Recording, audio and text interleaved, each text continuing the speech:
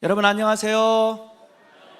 와, 오늘 이렇게 사랑하는 우리 친구들과 함께 어린아이들에서부터 엄마 아빠에서부터 할머니 할아버지에 이르는 오늘 온 세대가 함께 예배를 드리는 그 모습을 보니까 저도 마음이 너무너무 좋습니다. 그래서 누구보다도 오늘 이 시간 우리의 사랑하는 아이들, 특별히 우리 미취학 아이들 한번 손들어 봅시다. 우리 미취학 아이들은 자기가 미취학인지 어린인지를 모르는 아주 순수한 아이들입니다. 순수한 아이들에서 벌써 손을 드는 몇몇 순수한 아이들 됐는데, 자, 그 다음 우리 어린 초등학교 유년 애들 한번 손 들어봅시다. 저학년, 벌써 손 듭니다. 자, 손 내리고 우리 고학년인 초등학교 친구들 한번 손 들어봅시다. 내려보십시오. 여러분, 벌써 앞에서 제가 보니까 유년과 초등학교의 이 손을 드는 속도가 다릅니다. 유년은 벌써 애들이 바짝 긴장을 해가지고 손이 빨라요. 근데 초등학교 벌써 5학년, 6학년 정도 되면은 애들이 거만합니다. 얼마나 애들이 성장하고 성숙했는지 모릅니다. 이런 귀한 아이들과 함께 예배를 드릴 수 있어 너무나도 감사해요. 목사님이 어느 집을 신방을 했어요. 어느 집을. 근데 그 집에 초등학교 4학년 아이와 유치원 아이들이 있다고 해서 제가 교육 목사였을 때 어느 한 집에 초대를 받아서 신방을 하게 됐습니다.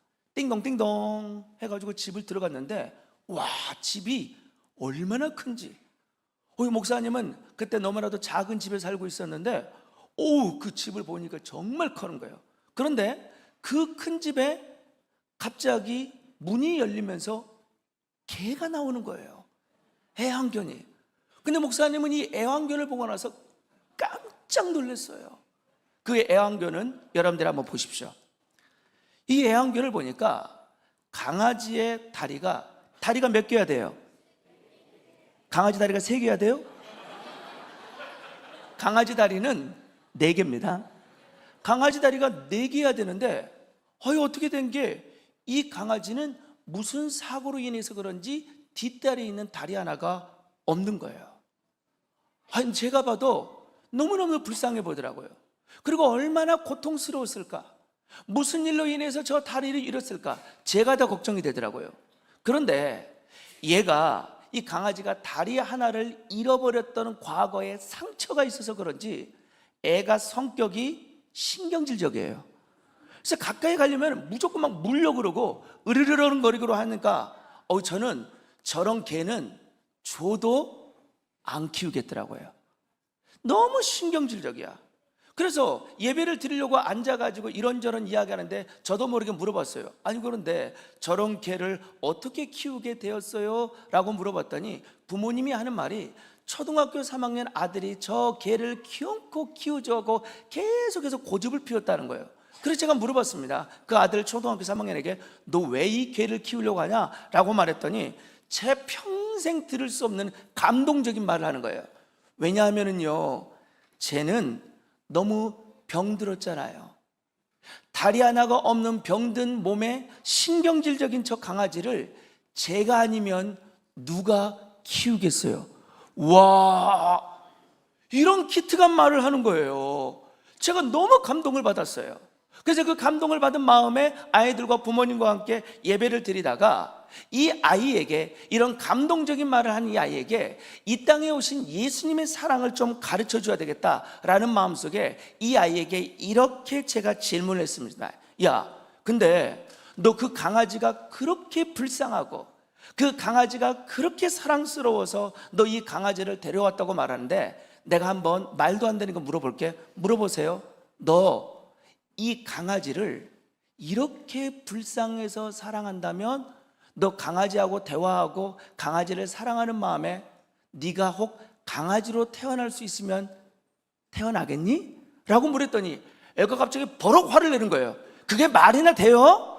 제가 아무리 강아지를 사랑한다고 한들 강아지로 태어나는 거 있을 수도 없죠 라고 말을 하더란 거예요.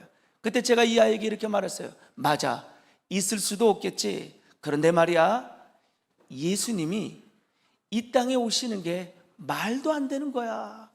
왜냐하면 예수님은 어떤 분이세요? 하나님이세요. 우리를 지으신 하나님이세요. 그런데 우리를 지으신 하나님이 자신이 지었던 사람으로서 이 땅에 오셨고 그것도 모자라서 이 땅에 자신이 지었던 사람들로부터 매를 맞고 십자가에 못 박힘을 당했던 이 모든 예수님의 사랑은 말도 안 되는 사랑이야 라고 말했더니 이 아이가 이렇게 말하더라고요. 따라합시다. 왜 그러셨대요? 맞아요. 아니 그 예수님 왜 그러셨대요? 하나님이신 그분이 왜 이 땅에 오셨대요? 하나님인 예수님이 이 땅에 오셔가지고 어찌 그렇게 우리와 같은 사람이 되시되 우리를 위해서 십자가에 못 박히시고 우리를 위해서 그렇게 끔찍한 죽음을 당하셨대요? 왜 그러셨대요? 여러분, 오늘 이 질문 앞에 두 가지의 답을 드리고 싶어요. 이 답을 아는 사람의 찬양이 진정한 찬양입니다. 이 질문 앞에 온전한 답을 할 때에 우리는 예배를 드릴 수 있는 거예요. 자, 그렇다면 예수님이 왜 이 땅에 오셨습니까? 먼저는 다른 게 아니에요. 우리를 뭐에서부터? 자, 우리 친구들만 한번 읽어봅시다. 시작.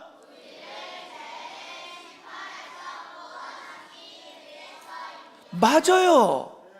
예수님이 이 땅에 오신 것은 우리 친구들에게 있어서 단순히 대학 잘 가라고 보내준 게 아니에요. 예수님이 이 땅에 오신 것은 우리 부모님들이 예수님을 믿음으로 인해서 자녀들을 건강하게 키우기 위함이 아니에요. 예수님이 이 땅에 오신 이유, 교회가 세워진 이유, 우리가 오늘 예배하는 이유는 뭡니까? 예수님은 우리를 죄의 심판에서 뭐하기 위하여?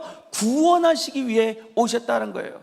그러면 왜 우리는 죄의 심판을 받을 수밖에 없어요? 성경 오늘 본문 8절에 보니까 성경은 우리가 누구인지를 뭐라고 말합니까? 우리가 죄인이다 라고 말을 해요. 우리가 누구라고요?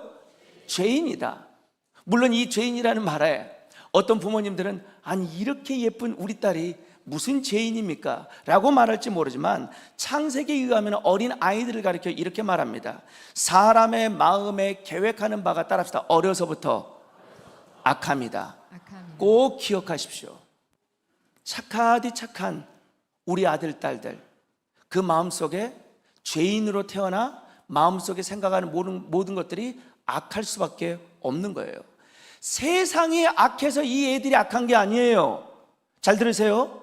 세상이 못돼 먹고 세상이 악해서 이 아이들이 요즘 악한 게 아니라 태어나기를 죄인으로 태어나서 어린 아이들은 부모가 가르쳐주지 않는 모든 것들을 스스로가 깨달게 태어난 것이 바로 죄인이며 그것이 우리 모두의 존재입니다. 물론 어떤 분들이 이렇게 말합니다. 아니 목사님, 우리 애들이 우리가 뭐 얼마나 그렇게 많은 죄를 지었다고 죄인입니까? 라고 반문할지 몰라요. 그런데 여러분, 죄에 대한 성경의 기준은 횟수가 아니에요. 우리는 몇 번을 실수하면 봐준다, 우리는 몇 번을 잘못하면 거기까지는 봐준다라고 말하지만 죄는 그렇게 몇 번을 헤아릴 수 있는 특성이 있는 게 아니라, 자, 오늘 야고보서 2장 10절을 보십시오. 야고보서 2장 10절 한번 보겠습니다. 시작. 누구든지 온 율법을 지키다가 그 하나를 범하면 모두 범한 자가 되나니. 자, 성경은 뭐라고 말하냐면은 우리는 보통 죄를 질 때 이번 딱 한 번만요 라고 말하지만 그 한 번의 죄로 말미암아 모든 죄를 범한 결과가 나온다는 거예요. 꼭 이런 것 같습니다. 잘 보세요. 영상을 한번 비춰주세요. 여기 보면 아주 맑고 깨끗한 뭐가 있습니까? 물이 있어요. 얼마나 물이 많은지 몰라요. 근데 이 맑고 깨끗한 이 큰 물 앞에 아주 작디 작은 딱 한 번, 몇 번? 우리 친구들 몇 번? 딱 한 번의 잘못된 죄를 우리가 여기다가 졌어요. 어떻게 됐습니까? 온 물이 딱 한 방울에 떨어진 이 잘못된 이 우리 마음속에 있는 물이 어떻게 돼요? 새카매지고 오염되고 더러워진다는 거예요. 죄는요, 횟수가 아닙니다. 몇 번은 괜찮고 몇 번은 괜찮지 않는 횟수가 문제가 아니라 죄는 이렇게 한 번으로 인해도 온 마음이 더러워질 수 있는 상태의 문제예요. 그래서 로마서 3장 10절에 보니까 이런 말씀이 있죠. 의인은 없나니 하나도 없도다. 어떤 누구도 어린 시절부터 모태신앙으로 인해서 엄마 아빠를 통해서 교회 안에 문화적인 배경을 쫓아 교회 안에서 자라는 어떤 아이도 의인이 없어요. 왜냐하면 하나님 보시기에는 다 이와도 같은 뭐예요? 그 마음이 죄인된 상태라는 거예요. 부모님들 기억하십시오. 아무리 부모가 자녀를 사랑해서 좋은 대학을 보내고 좋은 집을 선사하고 물려준다 한다 할지라도 이 아이들의 마음속에 있는 죄로 인한 심판에서는 부모의 어떤 헌신적인 노력도 죄송한 말이지만 이 아이들을 천국에 보낼 수는 없어요. 이게 부모의 역할의 한계예요. 아무리 자녀의 구원을, 아무리 가정의 구원을 부모가 교회에 나와서 열심히 무엇인가를 한다 할지라도 우리의 어떤 선행과 우리의 어떤 노력과 우리의 어떤 다짐으로는 우리 부모를 비롯한 우리 자녀들의 마음속에 있는 이 시커먼 듯한 마음에 있는 죄를 어떤 무엇으로도 해결할 수도 어떤 무엇으로도 구원시켜 줄 수도 없다. 이게 부모의 한계예요. 그래서 로마서 3장 20절 상반절 세 번역으로 한번 봅시다. 읽겠습니다. 시작. 그러므로 율법의 행위로는 하나님 앞에서 의롭다고 인정받을 사람이 아무도 없습니다. 아무도 없는 거예요. 누구도 어떤 열심과 행위로는 하나님 앞에 의롭다 인정을 받을 수가 없는데, 그러기에 누가 오셨어요? 죄가 없으신, 맞아요, 우리 어린이가 외쳤던 하나님의 아들이신 예수님이 죄 없는 분이, 우리와도 같은 이런 마음을 가지고 있지 않는 분이 이 땅에 뭐 하셨어요? 오셨어요. 그리고 어떻게 하셨습니까? 로마서 5장 8절 9절을 봅시다. 오늘 본문 시작. 우리가 아직 죄인 되었을 때 그리스도께서 우리를 위하여 죽으심으로 하나님께서 우리에 대한 자기의 사랑을 확증하셨느니라. 그러면 이제 우리가 그의 피로 말미암아 의롭다 하심을 받았으니 더욱 그로 말미암아 진노하심에서 구원을 받을 것이니. 그렇죠. 누구로 인해 구원을 받을 것이다? 무엇으로 인해서 구원을 받을 것이다? 우리와 같은 마음에 죄인된 마음이 아닌 죄 없는 예수님이 이 땅에 오심으로 인해서 마침내 십자가에서 무엇을? 거룩한 피를, 죄 있는 우리를 향해서 죄 없는 예수님이 십자가의 사랑의 피로 우리를 마침내 깨끗게 하시고 우리를 구원해 주셨다는 거예요. 자, 한번 볼까요? 정말 그렇게 되는지 한번 또 비춰주십시오. 예수님의 십자가의 보혈의 은혜로 인해서 우리 안에 있는 이 마음속에 있는 어둡고도 더럽고도 부끄러웠던 우리 죄가 어떻게 돼요? 말끔히 씻겨지더라는 거예요. 아멘. 자, 이 모든 일을 허락하신 우리 주 예수님께 다시 한번 감사의 마음을 올려드립시다. 맞아요, 여러분. 어떤 마음에 부끄러움이 있어도, 어떤 마음속 가운데 과거에 지은 죄가 있어도 부모가 자식을 봤을 때 이 아들은 안 되겠다, 이 딸은 안 되겠다, 이런 상황 속에서는 안 되겠다라고 여겼던 그 누구도 예수님의 십자가의 보혈의 은혜로 말미암아 그 은혜가 우리 안에 거하게 되면 우리는 어떻게 돼요? 누구라도 용서를 받고 마침내 하나님의 자녀가 될 수 있는 겁니다. 그런데 문제는 뭐예요? 오늘 우리 시대의 문제는 죄를 죄되게 모른다라는 거예요. 그러다 보니까 교회를 다님에도 불구하고 예수님의 사랑을 필요치 않는 분들이 많아요.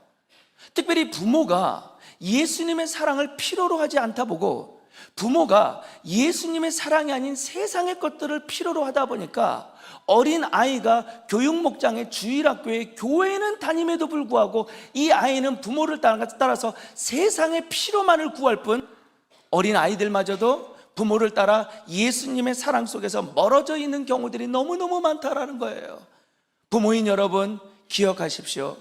자녀들에게 있어서의 부모로서 줄 수 있는 가장 큰 선물과 유산이 있다면 뭘까요? 구원의 은혜를 심겨주는 거예요. 구원의 은혜의 축복의 통로가 되는 것입니다. 그래서 우리 자녀들 역시도 일찍이 자신의 죄인됨을 깨달음으로 인해서 이러한 우리의 죄인된 우리를 위해서 십자가에 못 박히신 예수 그리스도를 믿는 은혜가 우리 자녀들에게 줄 수 있는 가장 큰 선물인 줄 믿습니다. 예수님은 왜 오셨습니까? 우리를 죄에서 구원하시기 위함이에요. 그런데 그 예수님은 우리를 죄에서 구원하셨을 뿐만 아니라 두 번째, 우리 아이들만 한번 읽어봅시다. 시작.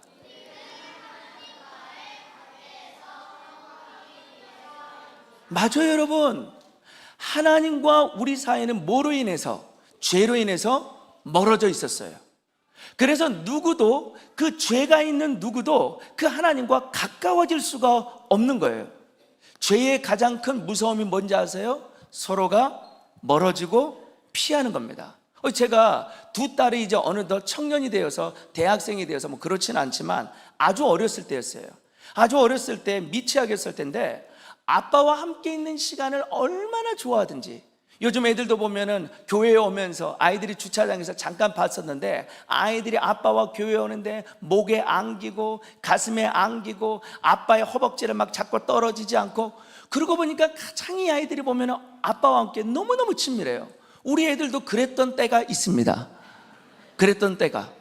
얼마나 제가 집에를 들어가면 안기고 집에서 혼자 설교를 하고 있으면 밑으로 와가지고 책상 밑에 가지고 자기 얼굴을 빵긋하면서 나 좀 봐달라고 얼마나 아빠와 함께 있기를 원했던 게 우리 딸들이었어요. 그런데 가끔씩은 아주 이상한 건 제가 초인종을 누르고 띵동띵동 해가지고 아빠가 왔다라는 신호를 줬음에도 불구하고 애들이 안 나올 때가 있어요. 너무너무 서운한 마음에 내가 뭐 잘못했나? 라고 해가지고 엄마한테 물어보면 다른 게 아니에요. 아이들이 보니까 그날 저한테 혼날 무슨 잘못을 한 거예요. 잘못을 했으니 아빠를 보기가 무서운 거예요. 잘못을 했으니 아빠를 보기가 걱정스러운 거예요. 그러니까 아빠는 사랑하지만, 아빠는 좋아하지만 자기가 지은 그 마음속에 있는 죄와 잘못으로 인해서 아빠에게 다가설 수 없는, 아빠에게 다가서는 장애물이 있다면 죄예요. 죄는요 부부를 멀어지게 해요. 죄는요 부모 자식을 멀어지게 해요. 죄는요 형제 자매를 멀어지게 해요. 죄는요 남매를 멀어지게 합니다.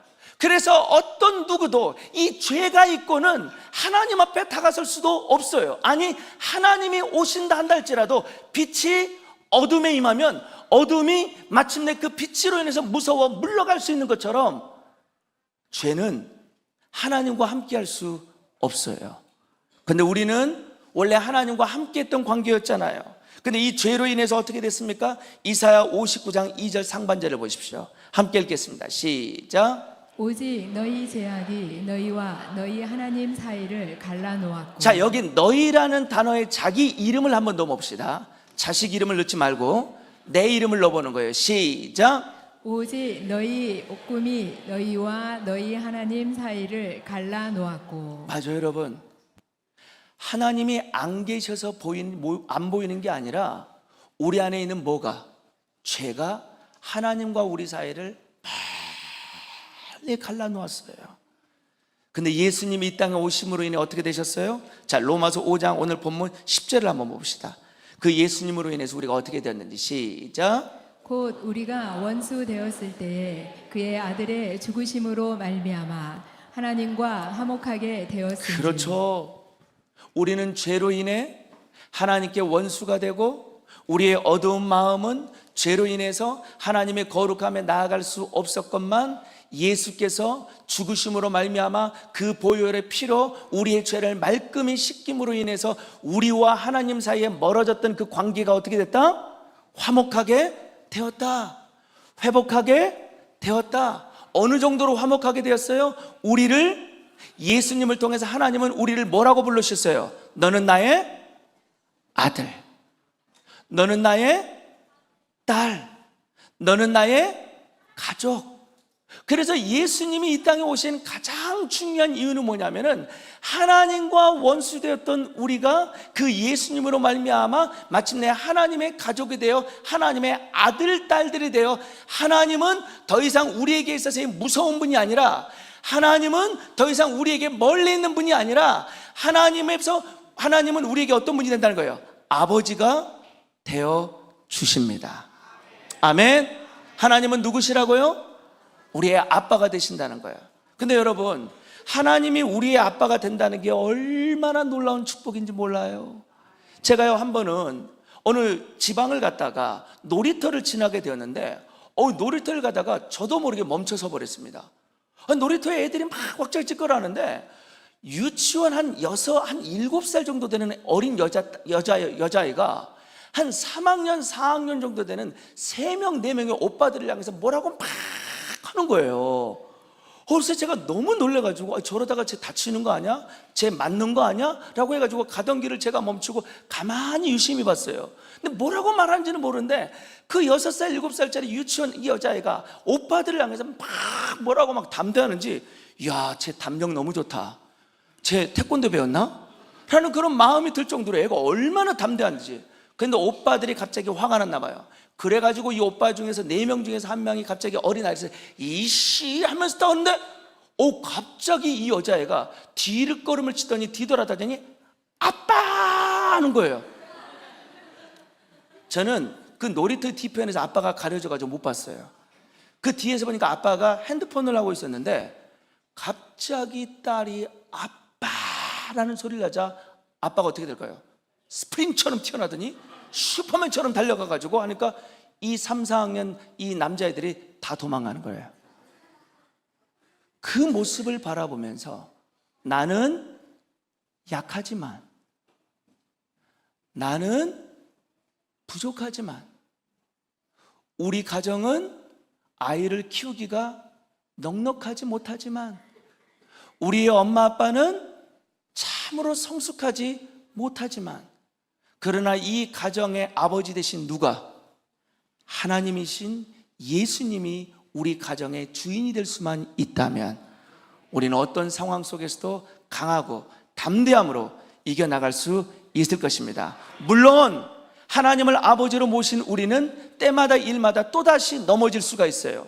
이렇게 예수님의 사랑으로 인해서 정결케 되었던 우리가 또다시 우리 안에 있는 매번 반복되는 죄로 인해서 우리는 어떻게 됩니까? 우리의 마음은 또다시 더럽혀질 수 있어요. 그러나 그때마다, 우리의 마음이 더럽혀질 때마다, 우리의 마음이 주님 문 앞에 부끄러울 때마다 우리는 예수님의 십자가의 사랑 앞에 뭐 해야 됩니까? 그렇죠? 회개해야 돼요. 회개할 수만 있다면, 예수님을 부를 수 있다면, 예수님을 의지할 수 있다면, 예수님을 예배할 수 있다면, 예수님께 기도할 수 있다면, 이처럼 사랑하는 자녀들과 함께 다시금 온 가족이 주님 앞에 나아갈 수만 있다면, 아무리 무너져도, 아무리 쓰러져도, 아무리 억울해도, 아무리 답답해도 우리는 그 예수님을 통해서, 회개를 통해서, 기도를 통해서 우리 가정은 일어나게 될 것입니다. 이 은혜가 온 가족들 가운데 함께 하시기를 우리 주 예수님의 이름으로 축복합니다. 기도하시겠습니다.